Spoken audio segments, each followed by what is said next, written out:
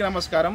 జనాలకు ఏది ఇష్టం అంటే జనాలకు ఫైట్ చేయడం ఇష్టం. జనాలకు ఫైట్ చేసేటోళ్ళ వెనకాల నిలబడటం ఇష్టం. జనాలకు ప్రశ్నించడం ఇష్టం. జనాలకు ప్రశ్నిస్తున్న వాళ్ళ వెనకాల నిలబడటం ఇష్టం. జనాలకు తిరగబడటం ఇష్టం. తిరగబడి గుంజుకోవడం ఇష్టం.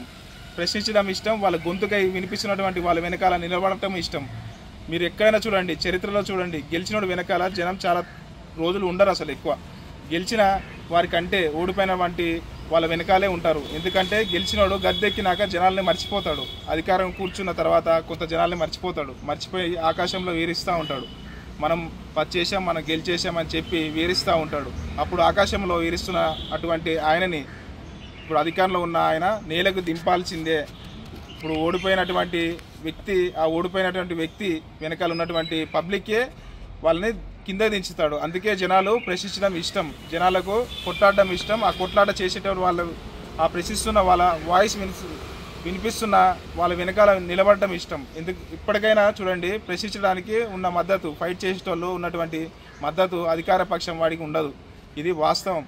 ఈ మాట ఎందుకు అంటున్నా అంటే, నిన్న ప్రకాశం జిల్లాలో పొదిలిలో వైఎస్ జగన్మోహన్ రెడ్డి గారు పర్యటించారు.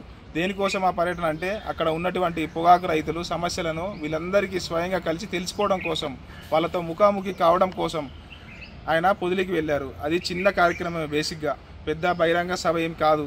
ఉదయం 10కి బయలుదేరాడు. ప్రకాశం పొదిలి దగ్గరికి వెళ్ళాడు. అక్కడికి పోతుంటేనే జనాలు వచ్చినటువంటి తీరు చూస్తే, ఇప్పుడు ఇంతకుముందు చెప్పినటువంటి పదాలన్నీ నాకు కూడా అక్కడి నుంచే పుట్టినవి.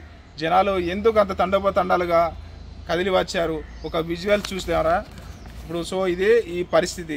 మొత్తం రహదారులన్నీ జనాలతో నిండిపోయాయి. మొత్తం చీమల దండులాగా కదిలి వచ్చాయి. వేలాది మంది, లక్షలాది మంది జనాలు వచ్చారు.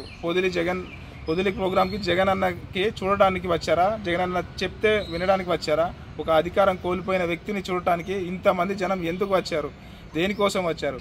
ఇది కూటమి దరిద్ర పాలన అని నేను అనుకుంటున్నాను. మీరేమనుకుంటున్నారో నాకు కామెంట్ రూపంలో చెప్పండి. Thank you. ఇట్లా మీ పి కోటేశ్వరరావు, కందుకూరు నియోజకవర్గం.